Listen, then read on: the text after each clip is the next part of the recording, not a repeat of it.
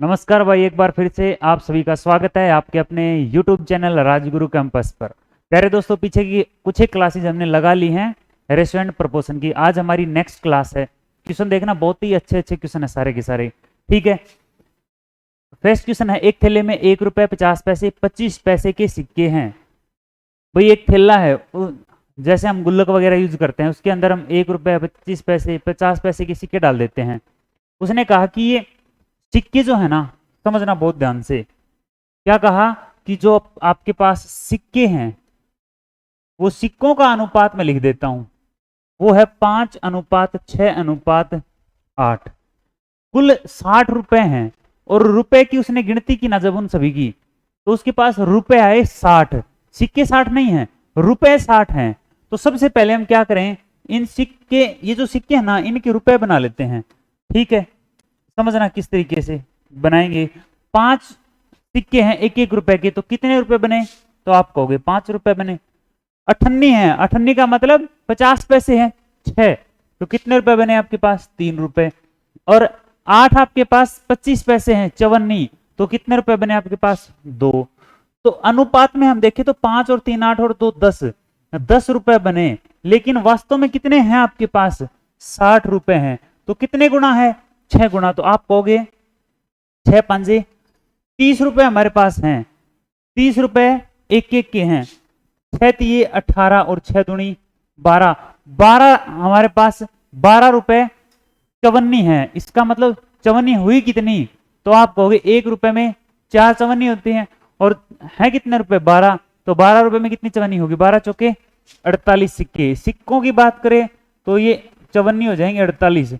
18 सिक्के हैं, 18 सिक्के हैं 50-50 पैसे के, तो रुपए 18 है, सिक्के कितने बनेंगे, 36। बोलो है ना। फिर ध्यान दे लो, ये हमने रुपए बना लिए थे, तो ये भी क्या आ गया, रुपए आ गया। अब रुपए 18 हैं, तो आपके पास सिक्के कितने होंगे 50 पैसे के, 36 हो जाएंगे। ठीक है, और 30 रुपए हैं, तो सिक्के भी कितने होंगे, 30 ही होंगे। क्या पूछा है, 25 पैसे के सिक्के ज्ञात कीजिए, तो 25 पैसे के सिक्के आपके पास 36 हो जाएंगे। पूछे 25 पैसे के बताओ तो 48, और 50 के पूछे तो 36, और 1 के पूछे तो 30। ठीक है, ये आपका क्वेश्चन था। नेक्स्ट क्वेश्चन पे आते हैं। नेक्स्ट क्वेश्चन है आपका, एक हीरे का मूल्य उसके भार के वर्ग के अनुक्रमानुपाती है। एक दुकानदार हीरे को तोड़कर 1 2 3 के अनुपात में बेचता है। इस बात को ध्यान से समझना। इस व्यक्ति ने कहा है कि जिसका भार ज्यादा उसका मूल्य ज्यादा, और कितना ज्यादा, उसके भार के वर्ग के। इसका मतलब हुआ, यदि 5 ग्राम का उसका हीरा है ना, तो उसका मूल्य 25 रुपए हो गया। बोलो हाँ या ना। यदि 10 ग्राम का हीरा है तो मूल्य 100, 2 ग्राम का हीरा है तो मूल्य कितना हो जाएगा, 4। वर्ग के अनुक्रमानुपाती है, भार के वर्ग के, भार बढ़ेगा तो उसका मूल्य बढ़ेगा। ठीक है, अब उसने क्या किया, गलती से हो सकता है कि वो हीरा टूट गया, और टूटने के बाद उसने इस अनुपात में बेचा है, 1 ग्राम का, 2 ग्राम का, 3 ग्राम का और 4 ग्राम का। अब मैं आपसे पूछूं कि बताइए शुरुआत में हीरा कितने ग्राम का था, आपसे पूछा जाएगा कि बताइए, तो आप कहोगे शुरुआत में था 1 2 3 4। ये टूटने के बाद हुआ है, तो शुरुआत में कितने ग्राम का था, 4 3 7 और 3 10। 10 ग्राम का हीरा था आपके पास, टूट गया वो 1 2 3 और 4 ग्राम में। अब मैं पूछूं इसका मूल्य बताइए, तो आप कहोगे एक ही रहेगा, 1 का स्क्वायर। मूल्य की बात करें तो बोलो हाँ या ना। और ये क्या है आपके पास, ये भार है। और यहां मूल्य कितना होगा, 2 दूनी 4, यहां 9 और यहां 36। और पहले मूल्य था कितना, यदि नहीं टूटा था तो आप कहोगे 10 ग्राम का था, तो 10 का स्क्वायर कितना हो जाएगा, 100। अब आप ये देखो, 100 रुपए का हीरा था, और कितने का रह गया, 36 और 9 45। बोलो हाँ या ना। 36 और 9 45, 45 और 5 50। 50 रुपए का हीरा बचा है, था कितने का, 100 रुपए का। तो कितने का नुकसान हुआ, तो आप कहोगे नुकसान हुआ 50 रुपए का। बोलो हाँ या ना। नुकसान हुआ 50 रुपए का, लेकिन ये अनुपात में हुआ है। अरे ये मिस्टेक है भाई, 4 का स्क्वायर यहां हमने क्या लिखना था, चेक करो देखो एक बार, ये हमने लिखना था 16। ठीक है, एक बार फिर से इरेज कर देता हूं मैं, छोटी सी मिस्टेक है, इसको राइट करते हैं। 1 का स्क्वायर, 2 का स्क्वायर, 3 का स्क्वायर, 4 का स्क्वायर, और यहां आपका आएगा 10 का स्क्वायर 100। ठीक है, अब देखिए कितने रुपए का नुकसान हुआ, तो 100 रुपए का हीरा, टोटल 16 और 9 25, 25 और 5 30, 30 रुपए का बिका है, और बिकना कितने का था, 100 रुपए का। तो कितने का नुकसान हुआ, तो अनुपात में 70 रुपए का नुकसान हुआ, और वास्तव में कितने का हुआ, और वास्तव में आपका हुआ है 7,000 रुपए का। तो कितने गुना का नुकसान हो गया, तो आप कहोगे 100 गुना का नुकसान हो गया। एक का मतलब 100, तो एक का मतलब 100 है, तो शुरुआत में था कितना, कितने रुपए का था हीरा, तो आप कहोगे 100 रुपए का था, और 100 गुना कर देंगे तो हीरा कितने का था। यदि 10,000 रुपए का हीरा था तो वो बिका कितने का है, तो आप कहोगे बिका कितने का है, 30, 30 का मतलब 3,000, 10,000 का था, 3,000 का बिका है, 7,000 का नुकसान हुआ है। ठीक है, आते हैं नेक्स्ट क्वेश्चन पर। ऐसा ही क्वेश्चन मैंने सिर्फ वैल्यूज रख रखे हैं, समझना ध्यान से। उसने कहा, लाइन वही है, देख लेना पीछे वाला क्वेश्चन, कि ये तो इसका भार है 2 3 4, 2 3 और 4। मूल्य की मैं बात करूंगा ना, मूल्य, तो देखना क्या होगा, 4 9 और 16, और यहां बार कितना था, 4 3 7 और 2 9। यदि ये टूटा हुआ ना होता तो 9 ग्राम का होता। ठीक है, और टूटा हुआ है तो मूल्य हो गया 4 9 और 16। अगर नहीं टूटा हुआ तो मूल्य होता 36 रुपए। और अब कितना है, 16 और 9 25, 25 और 4 29, 29 रुपए अब, और पहले 36 रुपए पहले, अनुपात में है। तो कितने का नुकसान हुआ, नुकसान, नुकसान कितने का हुआ है, तो आप कहोगे 7 रुपए का हुआ है। और किस क्वेश्चन में कितने का दिया है, एक बार फिर से चेक करो भाई, फिर वही मिस्टेक कर दी। 9 का स्क्वायर 81 होता है। अरे भाई साहब, कहां हमारा दिमाग है, 9 का स्क्वायर हमारा क्या होता है, अरे भाई 9 का स्क्वायर 81 होता है। तो यहां भी क्या लिखेंगे, 81 लिखेंगे। ठीक है, ये 81 है, 81 में से मिस्टेक को मैं पहचान लेता हूं, कहीं ना कहीं जरूर मिस्टेक है ना। अब 81 में से यदि हम 29 घटाएंगे तो 11 में से 9 गया 2, और ये हमारा 7 में से 2 गया तो कितना आएगा, 7 में से 2 गया तो 5, 52 रुपए का नुकसान हो गया। 52 रुपए का रेशियो में हुआ है, वास्तव में कितने का हुआ था, 2600 रुपए का। ठीक है, तो एक का मतलब कितना आ जाएगा, 52 पांजे कितना होता है, 52 पांजे होता है 260, तो 50 गुना का नुकसान हुआ है।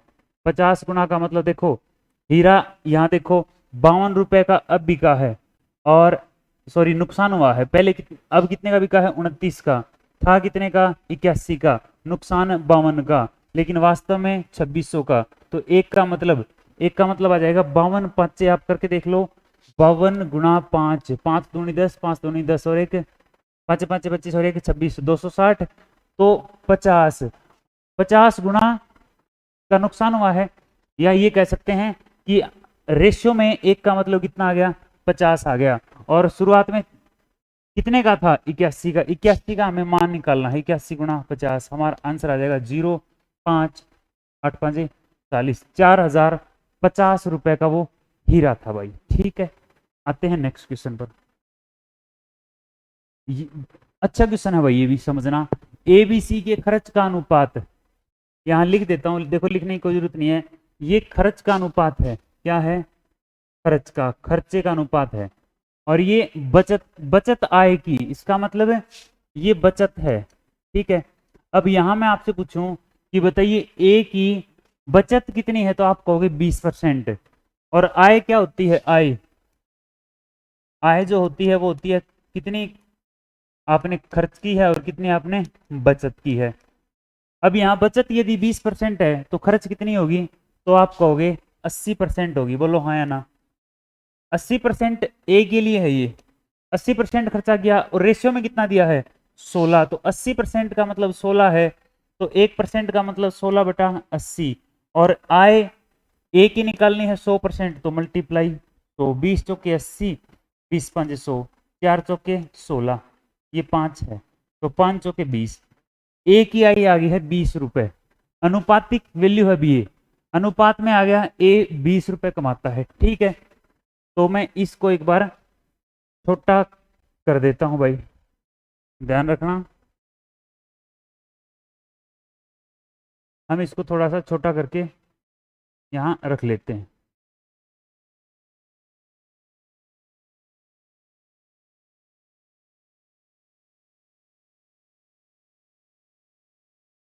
अब बी की बात करेंगे यहाँ, ठीक है।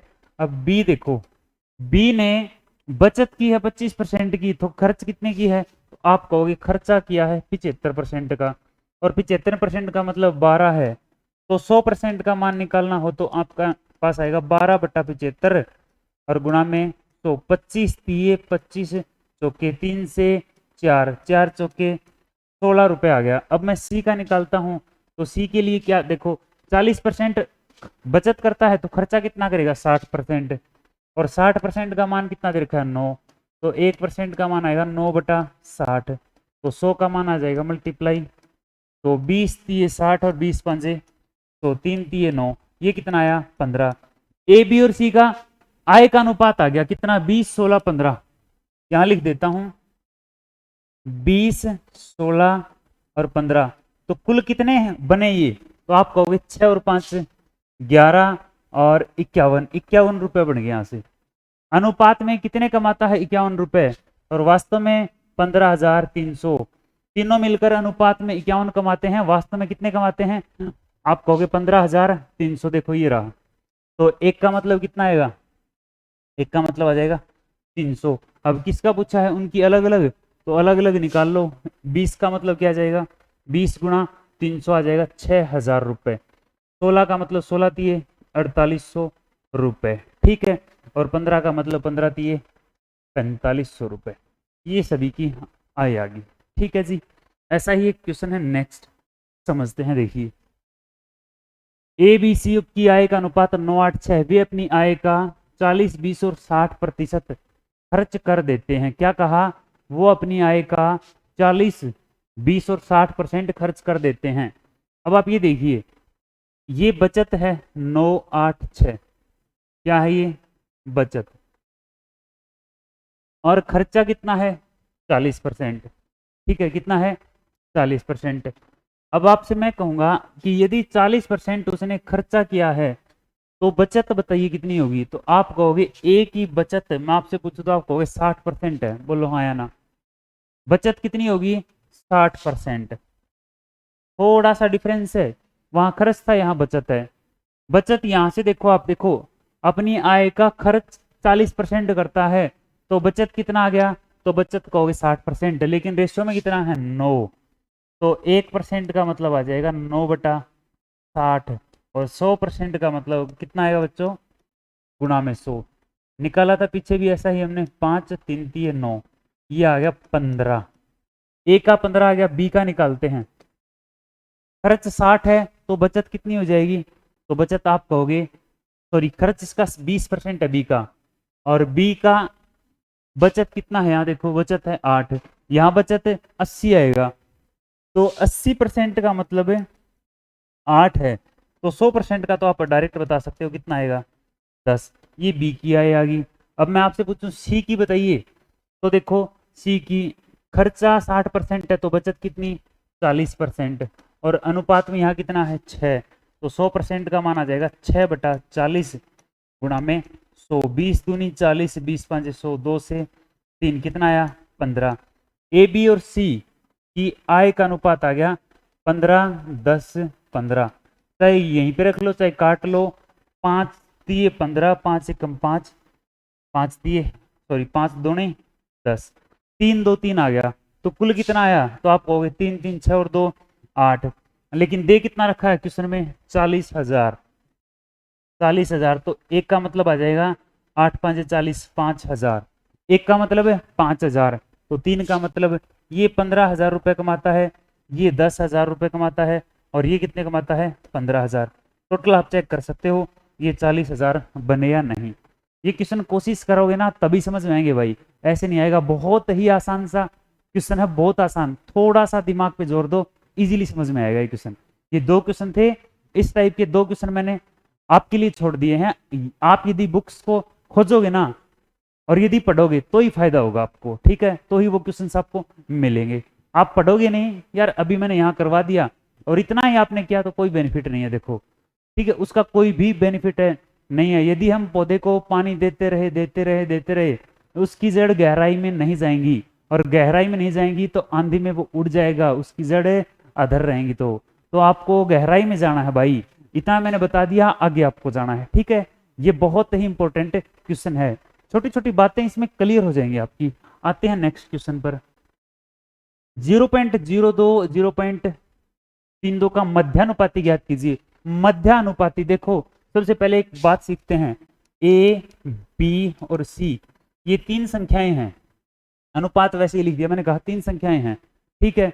और मैं कहूं कि इनका मध्यानुपाती ज्ञात कीजिए, इसका मतलब मेरे को b का मान निकालना है। और यदि मध्यानुपाती का मान निकालना है तो यूं समझना पड़ेगा कि a अनुपात b और समानुपात b अनुपात c, ये फॉर्मेट लिखना होता है, ठीक है। कहने का मतलब होता है, अगर ऐसा केस पूछे तो इस केस का मतलब ये होता है, इनका जो अनुपात होता है ना, वही के अनुपात इनका होता है। दोबारा सुन लो, ए बी सी का यदि कहे आपसे मध्यानुपाती ज्ञात कीजिए, तो इसका मतलब है इन दोनों का जो अनुपात है वही इन दोनों का अनुपात रहेगा। मतलब कि ए अपॉन बी का जो अनुपात है वही अनुपात बी अपॉन सी का है। बस ये बात समझनी है, रटनी बिल्कुल नहीं है। मध्यानुपाती का मतलब बीच की वैल्यू पूछे है, तीनों जो वैल्यूज हैं वो आपस में, उनका अनुपात आपस में बराबर है। कहने का मतलब आपस का मतलब बस ये दोनों का, ठीक है। मैं कहूं 2, 4 और 8, तो देखो आप 2/4 इज इक्वल टू 4/8, बोलो हाँ या ना। ये चीज समझने की है, ये भी 1/2 है, ये भी 1/2 है, ठीक है। तो इनका अगर मैं पूछूं इन दोनों संख्याओं का मध्यानुपाती क्या होगा 2 और 8 का, तो आप कहोगे 4 है, ठीक है। अब हम इस क्वेश्चन को समझ लेते हैं, आ जाओ भाई।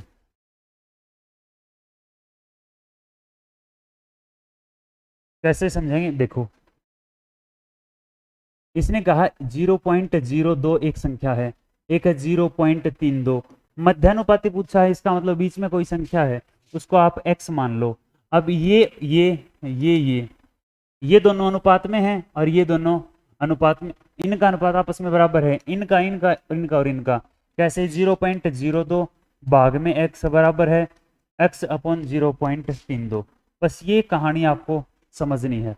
अब देखो x स्क्वायर हो जाएगा, तो x स्क्वायर बराबर होगा 0.02, ठीक है। और नीचे कितना आ जाएगा, नीचे कौन आएगा भाई, अरे बोलो, नीचे कुछ नहीं आएगा, गुणा में 0.32। बोलो समझ में आई ये बात। एक्स स्क्वायर को एक बार यहीं रख लो, एक्स स्क्वायर बराबर 4 जीरो हैं, बोलो हाँ है ना। तो 4 जीरो को नीचे लेके जाते हैं एक बार, कोई डाउट है किसी का। और ऊपर लेके जाएंगे 64, 32 दूनी 64। अब हमें रूट करना है, x का मान निकालना है, तो root on both side root कर देंगे, तो ये आएगा 8/100। 8/100 का मतलब कितना आएगा, अब 2 जीरो ऊपर जाएंगी तो पॉइंट लगेगा कहाँ, 0.08। ये इसका मध्यानुपाती होगा, कितना होगा 0.08, ठीक है। आइए नेक्स्ट क्वेश्चन पर। ऐसा ही क्वेश्चन है, मध्यानुपाती बताना है, तो अब आप डायरेक्ट ही फॉर्मूला लगा सकते हो, क्या, एक्स स्क्वायर बराबर 6 गुणा 54, चाहे तो ये लगा दो चाहे ये लगा दो, x बराबर है 6 गुणा 54 का रूट। कहने का मतलब है मध्यानुपाती पूछे ना तो आप सीधा कहो संख्याओं की गुणा और उसका रूट। ए और बी यदि 2 संख्याएं हैं, उनका मध्यानुपाती पूछा है तो गुणा करके रूट कर देंगे। अब बात समझ में आ गई होगी, तो हम कर लेंगे, क्या कर लेंगे भाई, 6 गुणा 54। अब इनकी गुणा करने की बजाय आप इसको 2 गुणा 3 में तोड़ लो, इसको 9 गुणा 4 में, 9 छिकी 54, सॉरी 9 छिकी 54 होता है, और इसका करना है रूट। 9 का रूट कितना आ जाएगा 3, ठीक है। 3 दूनी 6, 6 1 6 बाहर और आ जाएगा, तो 6 3 18, 18 हमारा आंसर आ जाएगा। अरे बोलो भाई बात बनी, 6 को तोड़ने की जरूरत भी नहीं थी, 9 छिकी 54, 9 का रूट होता है 3, और 6 वहाँ भी है वहाँ भी है, 6 बार आ जाएगा, ठीक है। आ जाइए नेक्स्ट क्वेश्चन पर, आपके लिए है, करके बताइए शाबाश। ये क्वेश्चन आपके लिए है भाई, बताइए बताइए शाबाश। तृतीय अनुपात, देखो मध्य अनुपाती में दूसरी संख्या पूछी है, उसी प्रकार तृतीय अनुपाती में तीसरी संख्या पूछी है।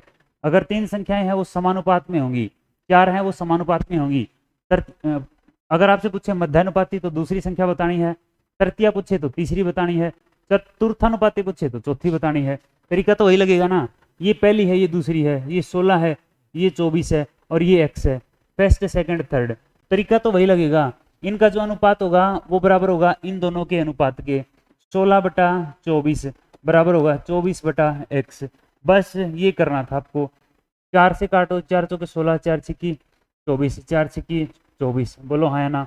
तो x का मान कितना आ गया आपके पास, 6 6 36, यही आपका आंसर रहेगा। कोई डाउट है? फिर से सुन लो एक बार, क्या बताया मैंने, 16/24 बराबर, फिर बीच वाली संख्या को ऊपर लिखो, अब नीचे लिखो, यहां से x का मान निकालो। चलो जी नेक्स्ट क्वेश्चन। 12 14 24 का चतुर्थानुपाती, चतुर्थानुपाती का मतलब है चौथी संख्या बतानी है, तो वही तो तरीका हो गया, 12 ठीक है जी, 14 और 24, और यहाँ x लिख लो। ये सारी की सारी संख्याएं समानुपात में है, ठीक है जी। कैसे, 12 है नीचे 14 बराबर है 24/x, ये लो जी। 6 12 दूनी 24 और 14 दूनी 28, x का मान आ गया 28, x इज इक्वल टू 28। आइए नेक्स्ट क्वेश्चन पर। चतुर्थानुपाती ही पूछा है, सेम क्वेश्चन है, इजीली कर सकते हो। 0.2/0.12 इज इक्वल टू 0.3/x। कोई डाउट है? पॉइंट से ये पॉइंट कैंसिल आउट हो जाएगा, बोलो हाँ या ना। अब यूं लिख लो एक बार, देखो 2 समझने के लिए लिखना, और नीचे 12 बराबर 3/x।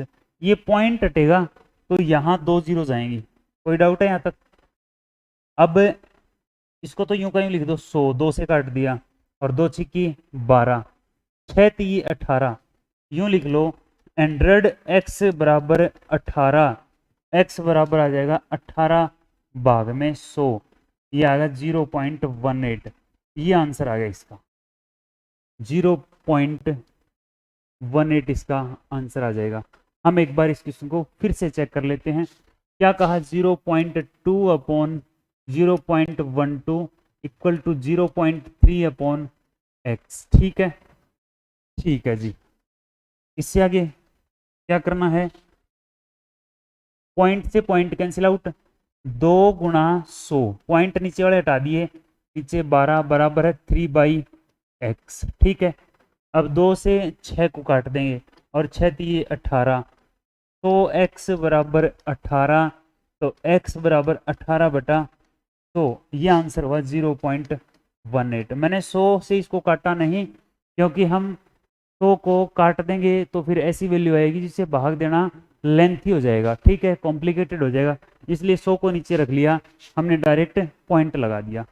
ठीक है बच्चों, तो आज के लिए इतना ही। उम्मीद है बहुत अच्छे से आपको क्लास समझ में आई होगी, और भाई इनके ऊपर प्रैक्टिस करोगे तभी ये क्वेश्चन आएंगे। देखो बार बार ये चीज़ मैं आपको समझा रहा हूँ, प्रैक्टिस करो, आप ये मत सोचो कि क्वेश्चन नहीं आएगा, प्रैक्टिस करोगे आएंगे, ठीक है।